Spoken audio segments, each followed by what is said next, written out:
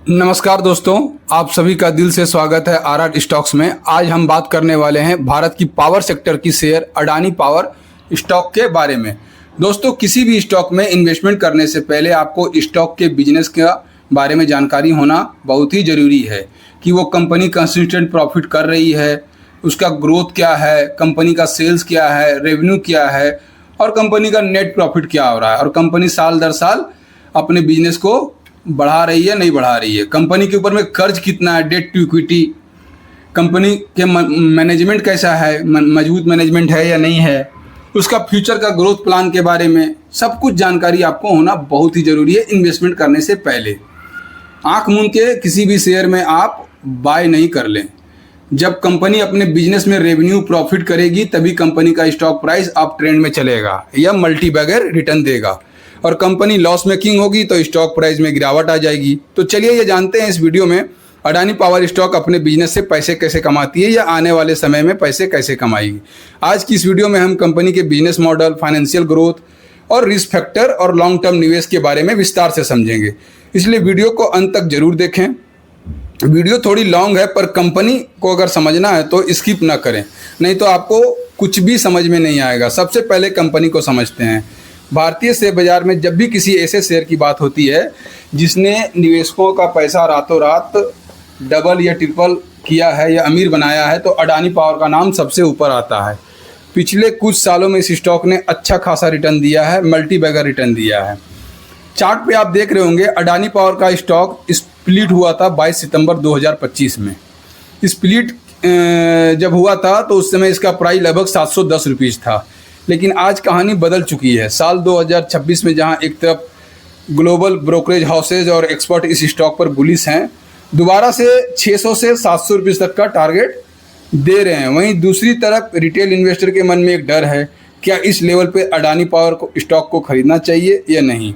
यह एक बहुत बड़ा रिस्क भी है, इसके बारे में भी बात करते हैं। तो दोस्तों, इसके ग्रोथ, फाइनेंशियल और सबसे ज़रूरी वो 3 सबसे बड़े रिस्क जो इस स्टॉक को हिला सकता है। सबसे पहले समझते हैं कि इस तेजी के पीछे का कारण क्या है। इसके 3 मुख्य कारण हैं। भारत की पावर डिमांड, इंडिया में गर्मी के मौसम में पावर क्राइसिस और बढ़ती इकोनॉमी के कारण बिजली का डिमांड रिकॉर्ड तोड़ रहा है। सरकार के मुताबिक भारत को आने वाले 2 दशकों में लगभग 2000 गीगावाट नई कैपेसिटी की जरूरत है, और जब तक रिन्यूएबल सौर और पवन ऊर्जा पूरी तरह से बेसलोड नहीं संभालते हैं तब तक थर्मल पावर, कोयले से बनने वाली बिजली ही देश की रीढ़ की हड्डी रहेगी। अडानी पावर इसमें सबसे बड़ा प्राइवेट प्लेयर है। अगर आप कंपनी के हालिया तिमाही क्वार्टरली नतीजे देखें तो इनका इब्टिडा मार्जिन 30% से 33% के आसपास चल रहा है। नेट प्रॉफिट मार्जिन 20% के करीब चल रहा है। कंपनी लगातार अपने रेवेन्यू को प्रॉफिट में बदल रही है। बजट 2026 में इंफ्रास्ट्रक्चर के लिए जो भारी भरकम एलोकेशन हुआ है उसका सीधा फायदा पावर सेक्टर को मिल रहा है। साथ ही आरबीआई का रेट कट साइकिल से कंपनी को रीफाइनेंसिंग और उधारी कॉस्ट कम करने में मदद मिल रही है।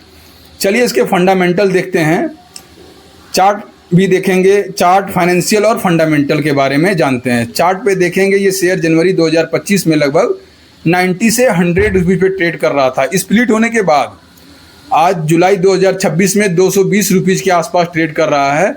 किसी ने अगर जनवरी 2025 में 1 लाख का इन्वेस्टमेंट किया होता तो उसका पैसा डबल 2 लाख से ऊपर हो जाता, और किसी ने अगर 1 करोड़ इन्वेस्टमेंट किया होता तो 2 करोड़ हो जाता। इसे बोलते हैं स्टॉक मार्केट की पावर ऑफ इन्वेस्टमेंट। चलिए बात करते हैं इसके फंडामेंटल एनालिसिस की। Market cap 4,33,134 crore rupees, P ratio 33.37%, price to earning के हिसाब से शेयर अभी उतना महंगा वैल्यूएशन पे ट्रेड नहीं कर रहा है। इंडस्ट्री पी 25.95% है।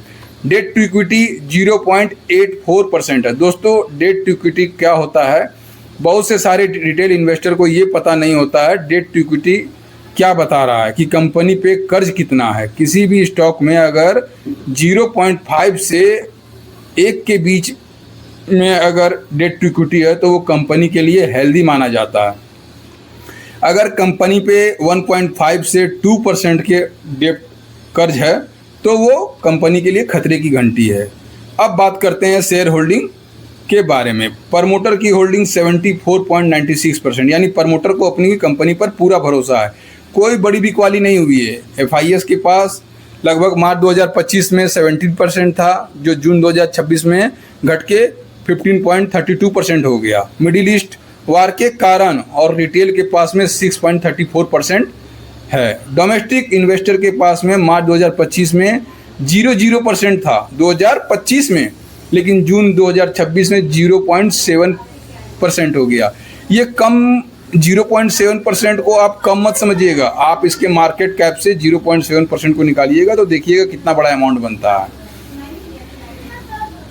म्यूचुअल फंड के पास में 2025 में 1.64% था, जो जून 2026 में 3.62% हो गया। अपनी होल्डिंग फॉरेन इन्वेस्टर ने सेल किया और म्यूचुअल फंड हाउस ने बाय कर लिया। कंपनी के बिजनेस आगे कितना ग्रो करेगी ये बड़े बड़े इन्वेस्टर को भली भांति पता होता है, और रिटेल इन्वेस्टर को ये बात पता नहीं चल पाती है। किसी भी स्टॉक में foreign investor, mutual fund house, domestic investor अगर कंपनी में होल्डिंग बढ़ा रहे हैं तो काफ़ी सोच समझकर बढ़ाते हैं। उनको ये सारी जानकारी होती है कि ये कंपनी कितना ग्रो करेगी, क्या रेवेन्यू करेगी, क्या प्रॉफिट करेगी। यहाँ मैं आपको एक बात और बताना चाहूँगा, स्टॉक मार्केट में कभी भी अपना पूरा पैसा एक बार में ना लगाएं। वीडियो में स्क्रीन पे आपको इन्वेस्टमेंट का एक पैटर्न दिख रहा होगा, थोड़ी थोड़ी क्वांटिटी बाय करें। कभी भी मार्केट में अपने इमरजेंसी फंड को ना लगाएं, उसी पैसे को लगाएं जिसकी ज़रूरत आपको 3 से 5 साल तक ना हो, क्योंकि स्टॉक मार्केट का सेंटीमेंट कभी भी चेंज हो सकता है। कभी भी रसिया यूक्रेन का वार हो सकता है, कभी भी अमेरिका इजराइल का वार हो सकता है, कभी भी चाइना साउथ कोरिया का वार हो सकता है। तो आप बहुत ही समझदारी के साथ स्टॉक मार्केट में पैसे को लगाएं। और मार्केट में क्या ये, अगर कोई युद्ध होता है किसी देश के साथ में तो अपना इंडियन मार्केट में शॉर्ट टर्म में गिरावट हो जाती है, पर अगर आप हिस्ट्री उठा के देखेंगे तो आपको दिखेगा कि जब जब गिरावट हुई है ये एक मौका है फंडामेंटल स्ट्रॉन्ग स्टॉक में बाई करने का, क्योंकि बड़े बड़े इन्वेस्टर को पता होता है कि क्या होने वाला है आगे में समय में। तो आप इस रसिया यूक्रेन का वार देखिए, कोविड को देखिए, अभी मिडिल ईस्ट का वार के बाद देखिए हमारा मार्केट कितना वापस रिकवर कर गया। रिस्क भी समझते हैं इस स्टॉक के बारे में, लेकिन रुकिए, शेयर बाजार में बिना रिस्क के कुछ नहीं होता है। अगर आप अडानी पावर में पैसा लगाने की सोच रहे हैं तो ये बात आपको बहुत अच्छे से समझना पड़ेगा। हाल ही में सरकार ने कुछ क्रिटिकल पावर प्रोजेक्ट के टेंडर में चाइनीज लिंक्ड कंपनियों को अनुमति दी है, जिससे इस सेक्टर में कंपटीशन बढ़ सकता है और मार्जिन पे दबाव आ सकता है। ग्राउंड लेवल एग्जीक्यूशन के मुद्दे जैसे कि गुजरात के मोराबी और अन्य इलाकों में लैंड एग्जीक्यूशन और मुआवजे को लेकर स्थानीय किसानों का विरोध प्रदर्शन की खबरें आती रहती हैं। ऐसे विवाद प्रोजेक्ट में देरी ला सकती है। अडानी ग्रुप के स्टॉक अपने भारी उठापटक के लिए जाने जाते हैं। अडानी पावर शॉर्ट टर्म में थोड़ा कंसोलिडेटेड या वॉलेटाइल हो सकता है, लेकिन लॉन्ग टर्म में भारत के बिजली की बढ़ती खपत को देखते हुए ये एक स्ट्रक्चरल बेट हो सकता है। अगर आप एग्रेसिव इन्वेस्टर हैं तो उतार चढ़ाव झेल सकते हैं, तो हर बड़ी गिरावट डीप पर इसे धीरे धीरे एक्यूमुलेट करने के बारे में सोच सकते हैं। चलिए दोस्तों, अब बात करते हैं, यह वीडियो सिर्फ एजुकेशनल पर्पस के लिए है। किसी भी स्टॉक में निवेश करने से पहले अपने फाइनेंशियल एडवाइजर से सलाह जरूर लें। आपको क्या लगता है, क्या अडानी पावर 600 से 700 रुपीज़ को दोबारा टच करेगा? मुझे नीचे कमेंट सेक्शन में ज़रूर बताएं। अगर इस वीडियो में कुछ नया सीखने को मिला हो तो लाइक करें और दोस्तों के साथ शेयर करें। चैनल को अभी सब्सक्राइब करना मत भूलिएगा, क्योंकि यहाँ आपको मिलता है फंडामेंटली स्ट्रॉन्ग स्टॉक एनालिसिस। मिलते हैं अगले वीडियो में, तब तक के लिए हैप्पी इन्वेस्टिंग।